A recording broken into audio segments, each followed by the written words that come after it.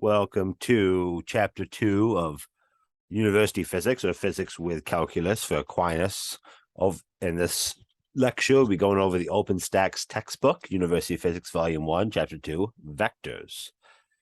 I'm going to say this at the start of every lecture. My format is I'm going to hop between the slideshows created by the text and the text itself. I'm going to go back and forth to the text itself to answer go more in depth about questions, and the slideshows themselves would be going over the topics in a broader sense. I'm not going to go over every single question in the text.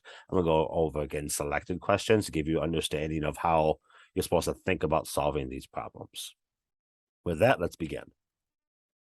So let's talk about what this chapter is. This chapter is all about, well, vectors, right? So what is a vector? Well, the example the book starts out with is a signpost. Signpost gives information about distances and directions to locations. Distance is what we tend to call a scalar quantity, or like a number.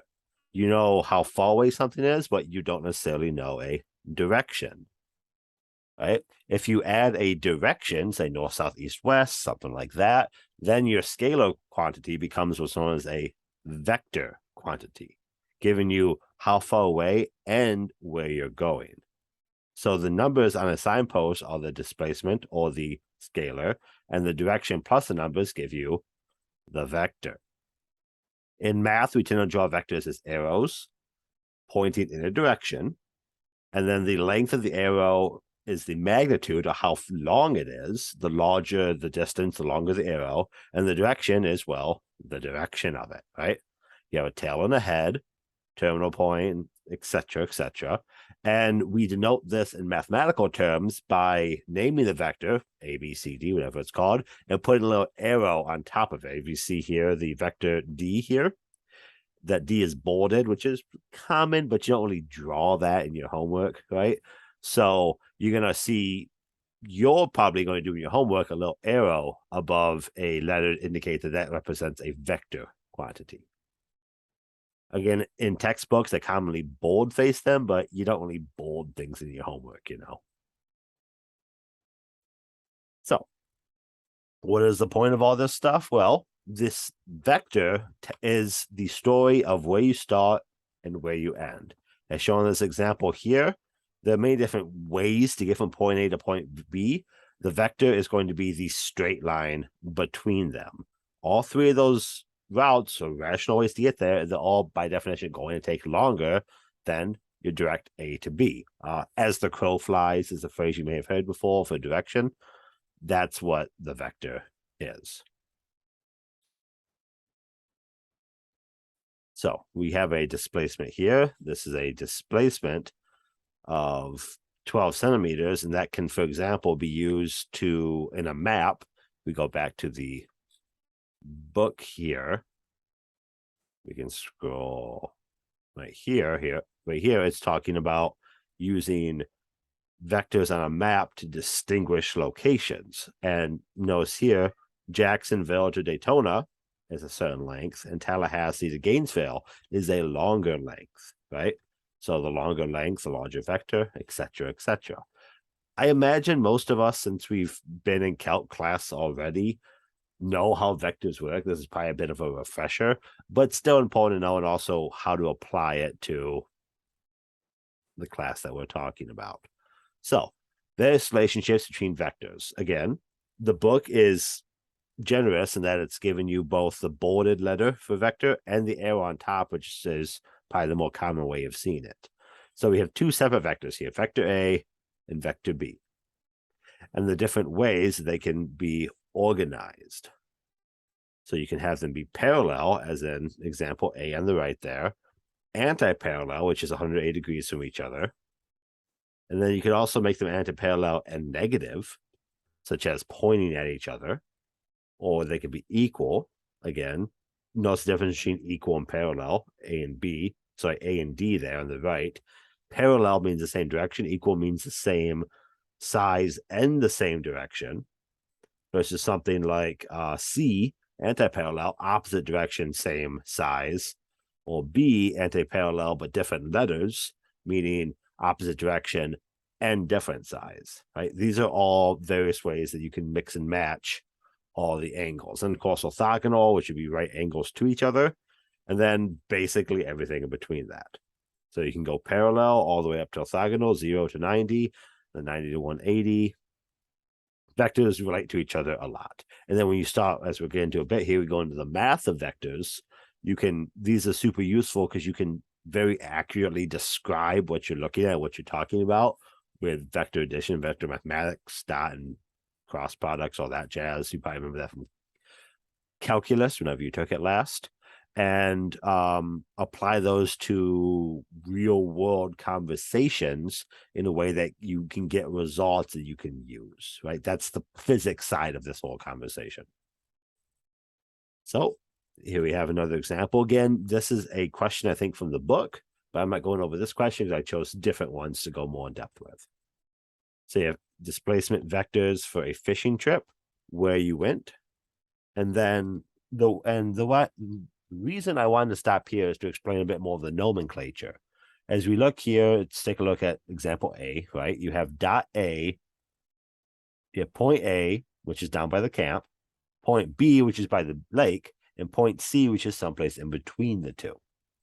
And then we can see the arrows. The blue arrow is vector D, A, B. So vector D is traveling from A to B. It starts at A and ends at B, so the letter is AB. And then below there, the red line is vector D going from point A to point C. So you can make a lot of different statements about AB and AC. They're parallel in direction. AC is smaller, smaller scalar, smaller displacement, et cetera. You can do all of this math, right? And then if we come over to example B in the center, if you place a location D directly in between A and B, we can then make a new set of vectors, DAD and DDB, and then we can add those up to equal DAB. And again, go back to your calculus class, and you can probably connect what's going on here. DAD plus vector D AD and vector D DB, the purple and the orange in the center there. If you add those together, the second half of both of those, the D and AD and the D and DB, cancel each other out. So DAD plus DDB equals DAB. I really wish they would show something different than D for vectors, because it's really hard to explain that off of the picture. Hopefully you're following. And again, this should be a bit of a catch up from calculus, and the fact that the arrows different colors, you can connect these concepts without having to go into the hard math behind it. That's the hope, at least, right? Cool. So more conversations to be had. This is kind of what I was getting at earlier, but now we have numbers to go along with it, right? If you have a vector A at the top there, it's 1.5 units long. And if I describe vector B as 2 times the length of vector A, how long is vector B? Well, 2 times 1.5 is 3, so vector B must be 3 units long. Therefore, the arrow is twice as long for B as it is for A. Right? Pretty straightforward. Addition, subtraction, multiplication, all very obvious in vector. When dealing with vectors, very similar to dealing with scalars, i.e. numbers. This again is another question from the book I'm not going to go over. If you want to look at this diagram and go back to the book and solve it, by all means, pause the video, go to the book, here, example 2.1, read the question, solve it, check your answers. Please do that. I'm going to focus on example 2 shown here. And that goes into 2.2, which is the two-dimensional approach. We've been talking about basically lines so far. 2.2 gets us into trigonometry, triangles, right? And how do these interact to produce things? I'm sure we all remember Pythagorean's theorem and stuff like that, and our rules about triangles and 90 degrees, acute, obtuse triangles, what have you. That's all at a more advanced level, vector addition and vector multiplication, just we're dealing with vectors as actual vectors where they have degrees between them. That's the two-dimensional component of it. Beforehand, we were talking about vectors in a one-dimensional way, in the sense that the angle they were going at didn't really matter, right? Unless they were anti-parallel, essentially. But now when we incorporate that second degree, then we have to pull up all that fun math and push the sine cosine button on our calculators and just really have a good time with it. Something I'm going to very much stress in this class, and something that I think is important to carry throughout whatever class you're doing. If it's math-based, you need to write stuff down. Pull out the pencil, pull out the paper, write down what you're doing as often as it's relevant. If you're getting lost in a question, you need to write stuff down. That helps you keep track of what you're doing and maybe provides you an insight as to where you're lost. If you're not writing stuff down and you come to someone like me or another professor or another student with questions and you're not getting it and they're writing it down, there's your disconnect. So here we have an example of what I was saying before, multiple paths to the same point, right? The Tallahassee to Gainesville trip, which is the R vector there in the green, arrives at the same point as making the travel around Florida. So your resultant travel is the green line and your actual travel is the red line. They both same end result, but they're also very different paths. And here's ways to add those things together, as said before. Tip to tail approach and all that jazz. This is probably sounding familiar from calculus class. If it's not, remember this is basic addition. You just need to keep track of all your different parts. So when I go over 2.2 here in a bit more detail, hopefully that will, what I'm saying, will click a bit. Right? So example 2.2, geometric construction of the resultant, or the resultant, fancy word for the result, the answer, right? The end product. So I give you three displacement vectors, vector A, vector B, and vector C.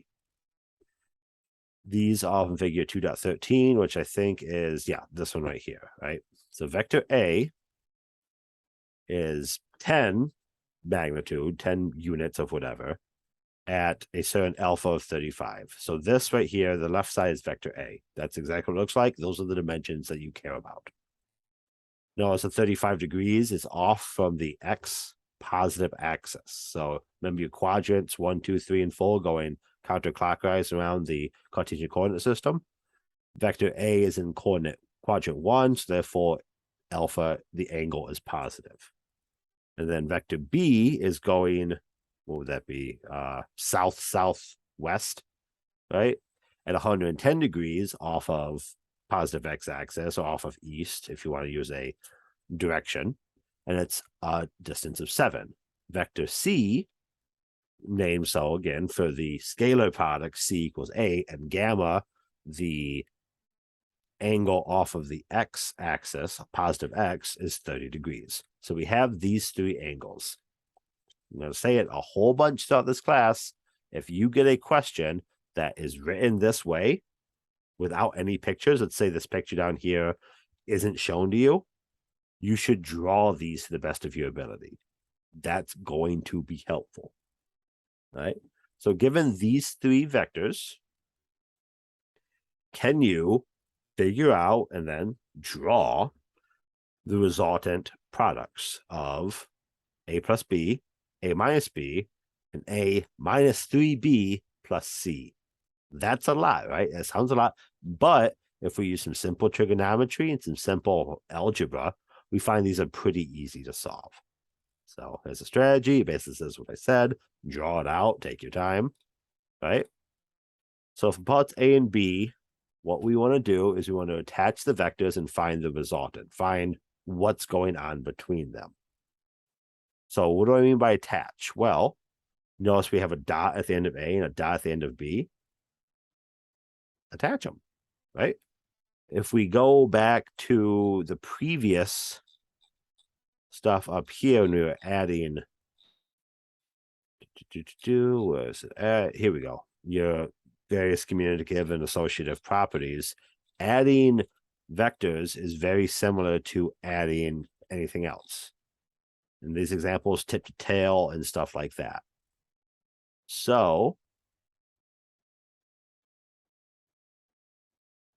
we want to figure out what's going on if we add A and B together. Well, tip to tail gives you this like weird little mini micro equation, and you're not really solving the trail at this point though, right? It's asking you to sum the vectors. So what happens if you do one and you do the other? Solving that problem involves, as said here, figuring out what the total distance is from each of those points. And look at this graph here. Hopefully you're catching a bit of the trigonometry approach to it. Here they're going the parallelogram method, which is fine. And see here, where am I at? There we go. Yeah, back up here. There we go. So, as I said before, you want to attach the points together in such a way that your resultant ends up being the question being asked. So for B, for example,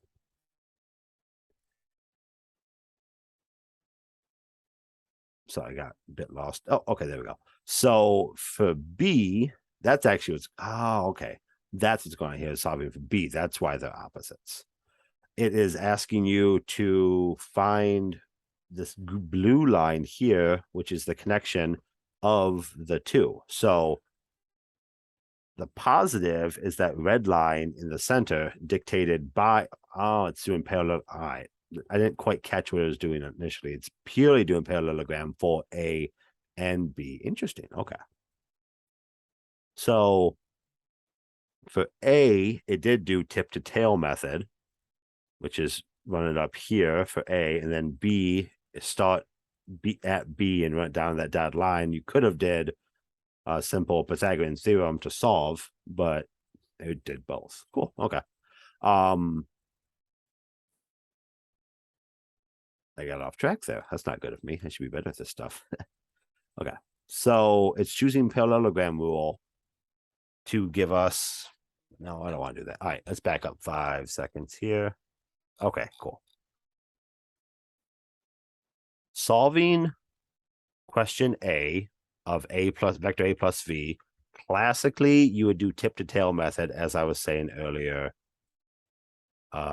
here, where you draw out the triangle and you connect the points together. And then solving question B, you could also do tip to tail, but you need to reverse vector B. If you are good with parallelogram rule, you can do what's going on here.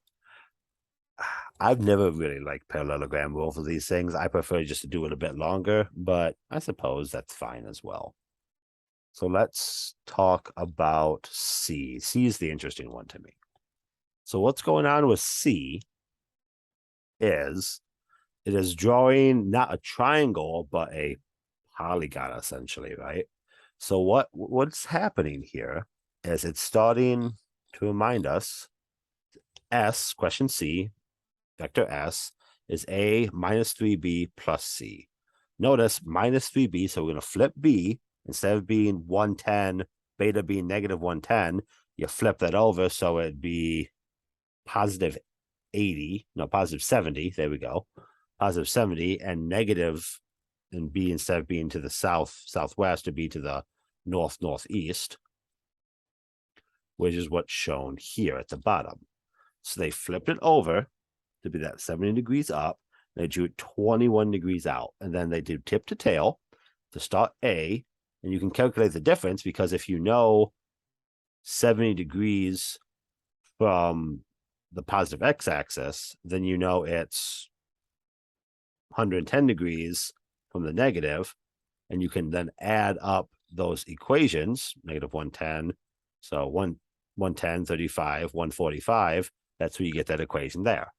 And visualizing this stuff, as shown in this picture here, is a real key difference and ease to solve this, right? So in all these dotted lines at where -3b connects with A, and stuff like that, builds your total equation so you can kind of figure out where you're going. And then C, as shown up here, is 30 degrees. So you got that 45 and that 30. You got that 145 shown between B and A, add an additional crank over of 30. And now you're slowly building that total travel distance over.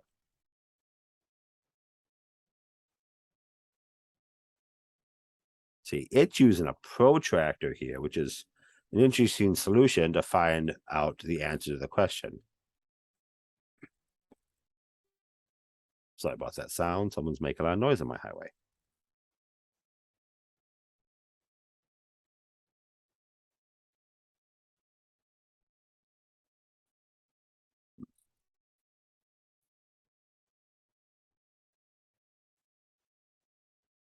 So, sorry.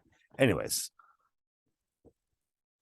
the point of this entire conversation is you need to remember the importance of going back to your basic mathematics and the importance of drawing things out if you get lost, right? If you are calculating what you're doing, remembering your simple instructions, you should be able to do the math correctly and find out the questions that you need. The answer to the scalar of S, for example, is not just 3b plus A plus C, right? That'd be, what, 39.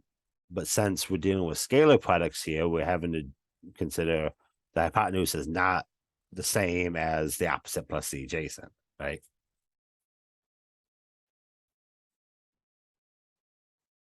And I said before, I can see this question kind of got off the rails. I got a bit distracted.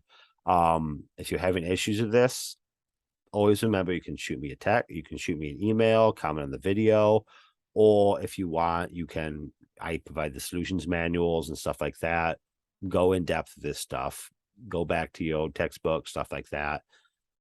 The more you do this, and the more you do this, the better, easier it'll become.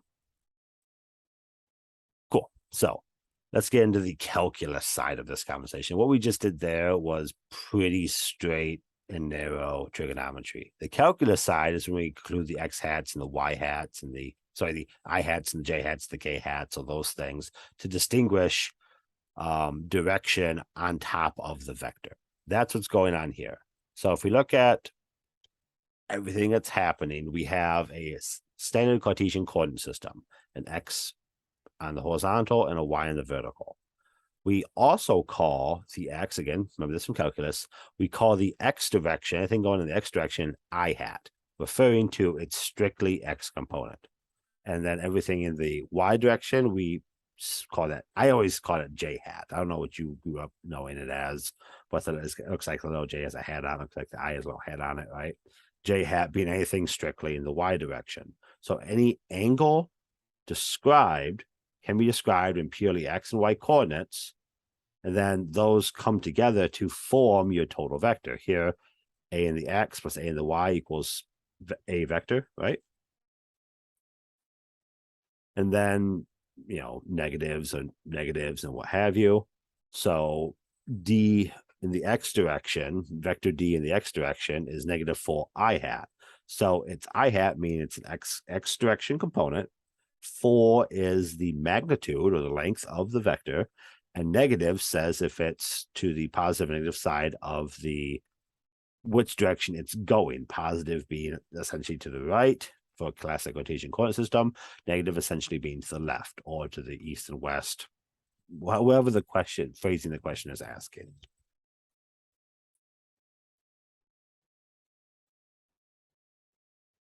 Get in here, Pythagorean theorem, a squared plus b squared equals c squared. The stuff from geometry still works, just we're making it more complicated by including I hats, j hats, x and y subscripts, etc., etc.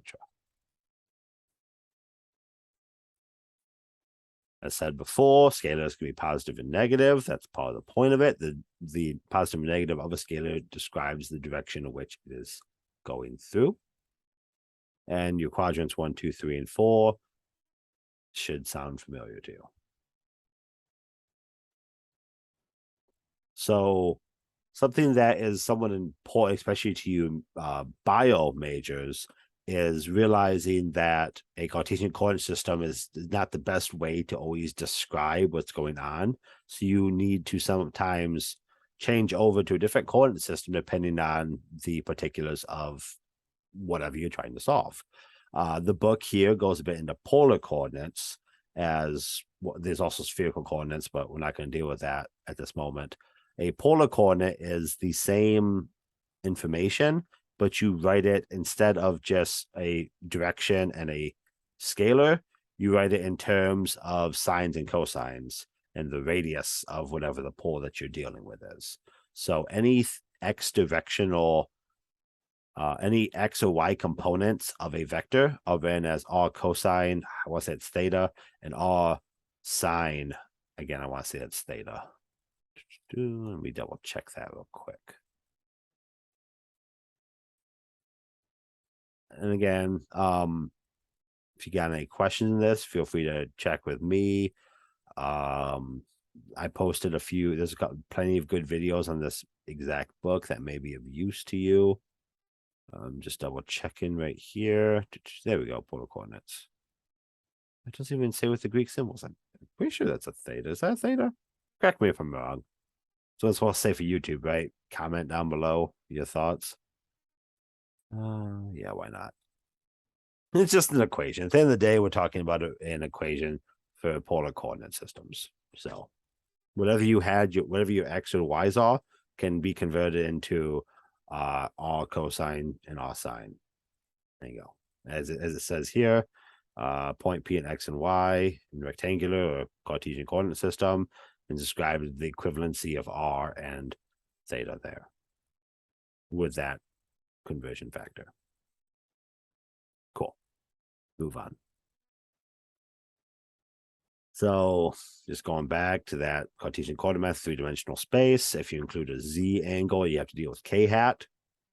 I don't know if you guys remember the right-hand rule at all for how to define these things, but you take your right hand, and then wherever your thumb is pointing, it's more of a physics. When we get into electronics and magnetism, you would do the right-hand rule a lot, but your thumb points in the direction, your hand curls in the flow of the energy.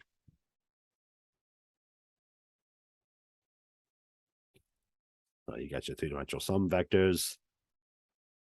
When we get to the questions, hopefully this will become more relevant, because we're just kind of going over the basics of the conversation. If you understand what I hat is in the x, understand j hat in the y, k hat in the z is the exact same conversation. So any vector in a three-dimensional field will have I hat, j hat, and k hat components to them. And all three of those pinpoint the exact place in three-dimensional space that the vector is pointing to.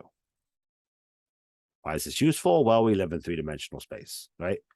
You always are in three-dimensional space. So if you want to describe motion in the real world of something, you're doing three-dimensional space. Let's go down to example 2.9. There we go. Again, I'm skipping over various questions that, if they're more interest to you, stop and go through them in the book. The book does a good example of explaining what it's doing. All right. All this jazz, sums and stuff like that. If you get lost about sums, let me know. We can go in more detail about it. It's important that, for example, what's in the center of the screen right now, it's very important that none of that looks foreign to you. If that stuff looks foreign to you, we need to know so we can backtrack your math a bit more. I can just slowly go through the book, right? All right. So analytical computation is the result. This is where my mind was when I was doing the previous one, the graphical computation. So we're dealing with those three vectors again, A, B, and C, the exact same vectors that we dealt with last time, right? And we're going to solve them, but we're going to solve them computationally. So what does that mean? Well, what we'll do is we're going to take these different vectors and we're going to add and subtract them in the various scalar coordinates. We're going to try to figure out exactly what's going on with these guys. So if we take example A here, A of X and A of Y are given in polar coordinates by the scalar A, or the radii, which is the length or the distance, right? The scalar product. And then alpha, in this case, is going to be the equation shown earlier, right? Go back here in the slideshow. Where you at?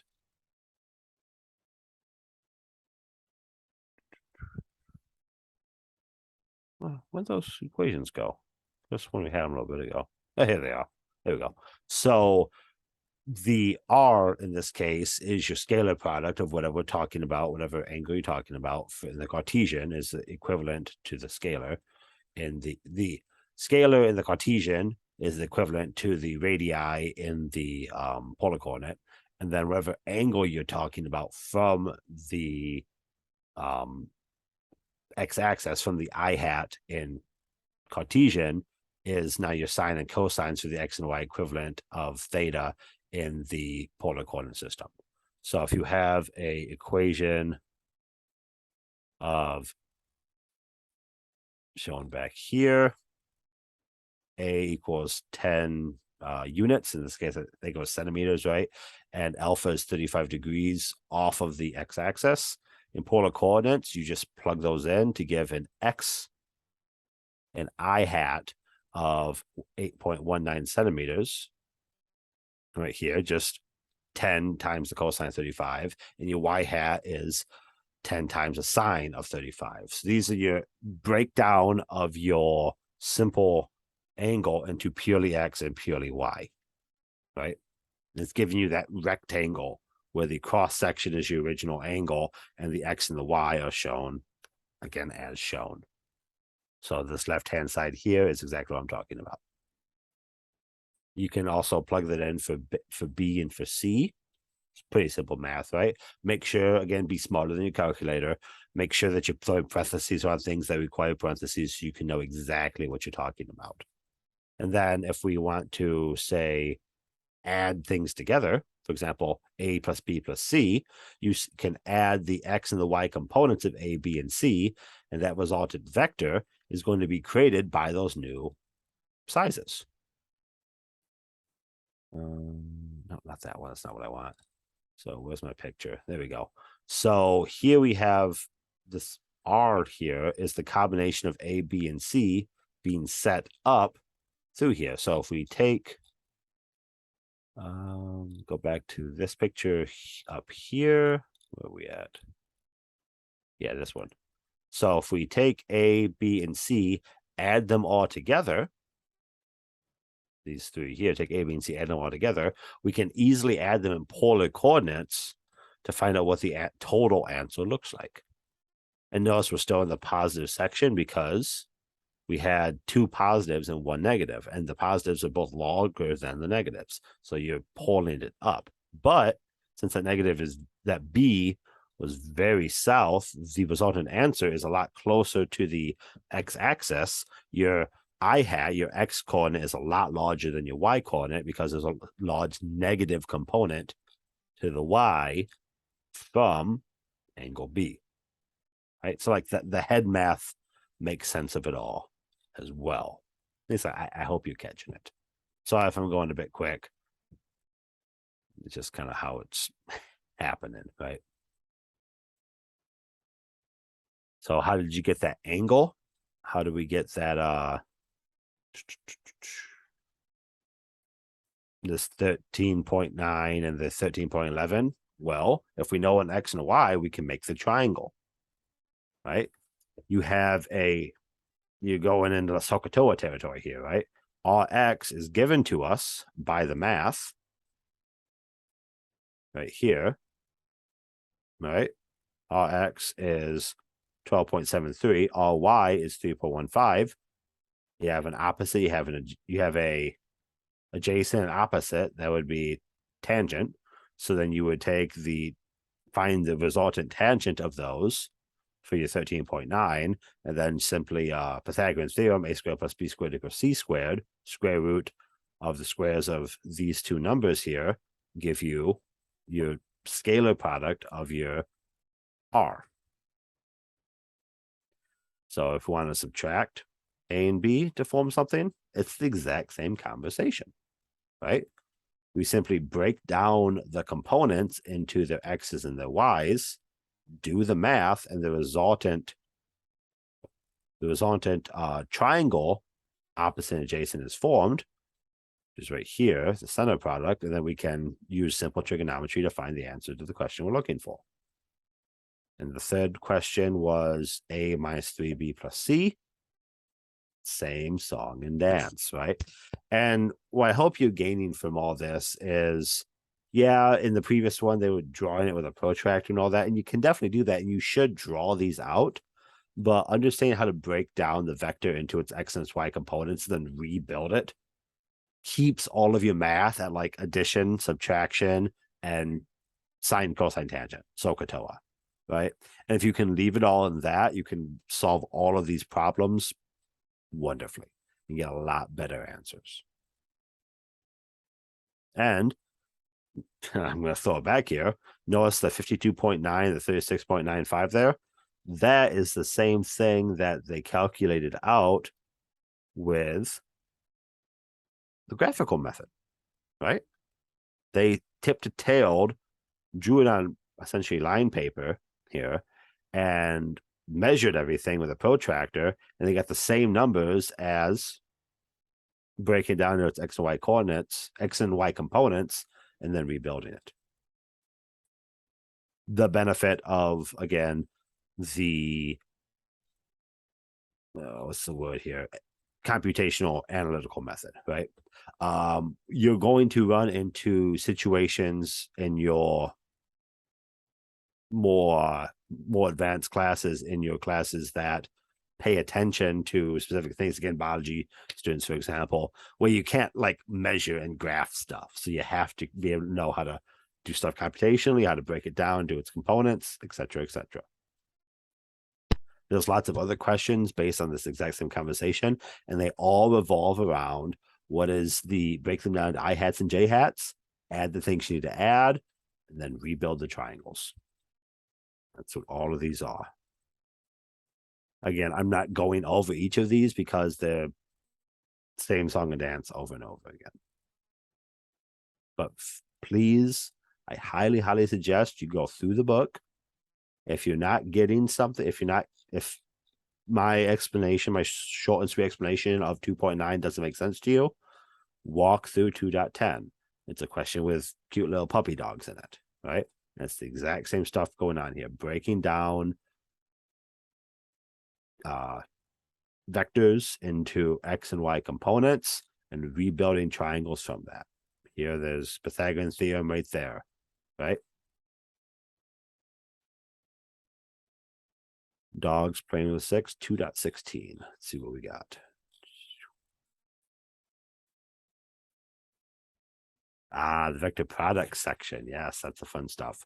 So we talked about adding and subtracting things, but what is like multiplying and dividing? How does that work with vectors?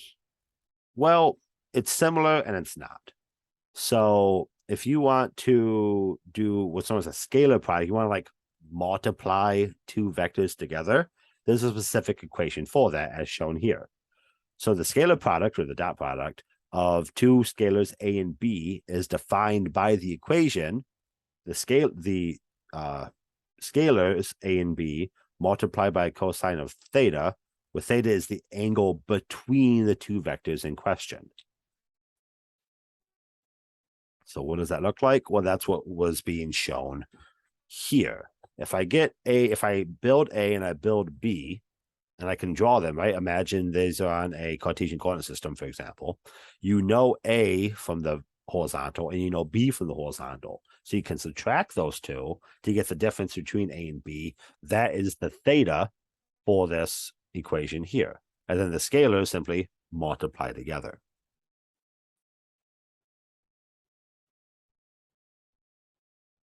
As 2.15 is a super short and simple example of that. I'm going 2.16 because there's a bit more going on with it. There we go. So, in an example of 2, again, I'm going to keep stressing this to you. This lecture is a companion piece to the book and to the other lectures I posted in the class. There's plenty of good YouTube videos on how to, on the questions in the OpenStax text. And there's plenty of good YouTube videos on just how to do dot products and how to do cross products and stuff like that. Don't expect, if what I'm doing isn't landing for you, it will land with someone else. So that's part of education, is find something that works. So let's take a look at this question here. You have 3 dogs pulling on a stick. They tend to do that, right? The first dog pulls with the force shown there. And notice it's an I, J, and K. So there's an X, a Y, and a Z component to the force. Because it gets more complicated when we deal close to the real world. Second dog has a specific force in newtons. Third dog has a specific force in newtons. Also notice they have different directions with them. Interesting. So what is the angle of the forces between 1 and 2?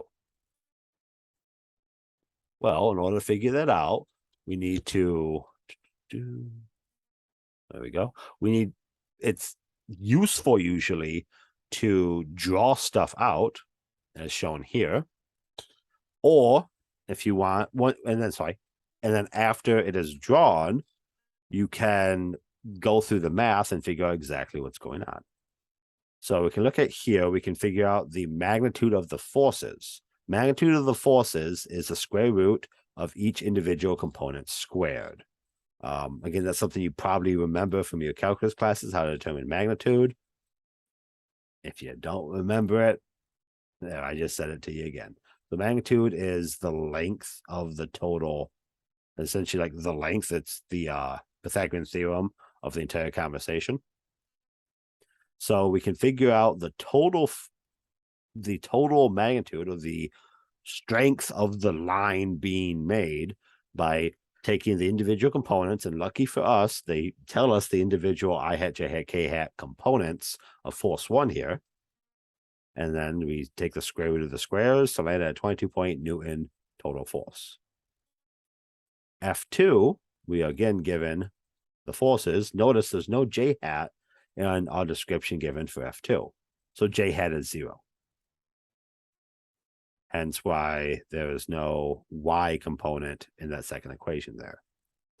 And then we can use what's known as scalar substitution, and we can take the components of F1 and F2 and multiply them out, as shown here via the dot product method, right?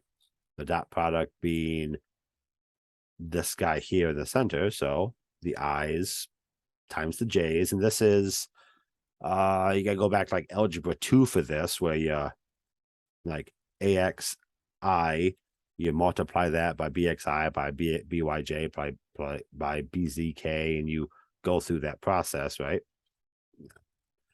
I'm not digging too deep in this stuff because my assumption is that you have an understanding and somewhat familiar to look at these multiplying equations in parentheses by each other concept, right? If you look at the screen and you're like, I don't get what I'm looking at here, you need to tell me that so we can find a way to catch you back up. Because my assumption is you know how to multiply equations in parentheses by now. Kind of why you're in the calc-based physics class, right? That's why we're using this textbook, because I walk in with these assumptions. So if you know the individual magnitudes of F1 and F2, you can figure out the scalar component of them. And then we can use equation 2.34, which again, from the textbook, where you at? There we go. You can use equation 2.34 to find the angle relating A and B together. And you're kind of plugging and chugging, right? You got the dot product of F1 and F2 at the top. You got the equation at the bottom. Take the inverse cosine, you get 116 degrees. So these dogs fighting at each other, dog 1 and 2 are essentially pulling 116 degrees from the axis of the stick. And that makes sense when we look at, for example, the negatives at what we're talking about here. You have the I component of 1 and 2, positive 10, negative 15. You're talking a negative number. You're talking over the 90-degree point. The J's negative and the K's positive 2 and negative 6, again, over the negative side of the conversation. So you have more than 90 degrees pull according to the picture. Like the brown dogs are pulling the stick towards them is kind of what's going on here. The math shows that. The equations are right in front of you. The biggest thing about this conversation is knowing how to extract the information. I hope my run-on sentence about how to solve this helped a bit with that process. But yeah, you got to connect these points here. So, yeah, let's then find the angle of the forces. What about 1 and 3? Well, the yellow dog is pointing the opposite direction of 1, the brown dog. So you're now going to have a very different conversation. Notice here, F3 has a positive I in the same direction as F1. To remind you, I am going over to check your understanding, find the angle between 1 and 3. We calculated the angle between 1 and 2, but what can we assume about the angle between 1 and 3? It's going to be the I direction, the x-axis is going to be in the same direction. The J of the y-axis is going to be all negative, and the Z, sorry, I didn't see that. I misread that. The J is positive 12, negative 20. So the J is going to be negative, but not very strong, less strong than F1 is pulling by itself. And the Z axis K is going to be up, but not a whole lot. So if F1 is kind of pulling like towards it and down, then F3 is pushing it in that direction slightly.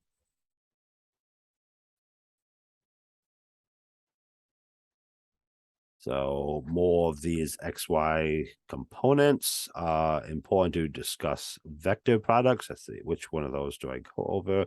218, cool. So dot products is how you multiply things. Cross products or vector products is kind of how you divide them or like subtract vectors in 3 dimensions. Again, at the end of the day, this is all a break it down into XYZ, I hat, J hat, K hat components, and find the equation and know everything fits together. I say it's kind of like vector division in the way that's the opposite of vector multiplication. Not really dividing things in a straight sense, but the important concept to grasp here is the there's a lot of important concepts to grasp. Hopefully the example will elucidate this. But you do have, again, an equation. The cross product of A and B, the absolute value of the cross product of A and B is equal to the scalars of A and B times the sine of theta. Honestly, it's theta. Notice that's different, I believe, from the dot product, which was cosine. Where are you at? There we go. Yeah, dot product's cosine. Cross product is sine. Right? Another key thing here is we have an absolute value for this division because we need to have the answer be a usable one, essentially. Negative connotates direction, but it's still important to know when we divide stuff that we don't run into like numbers that's trigonometry doesn't like.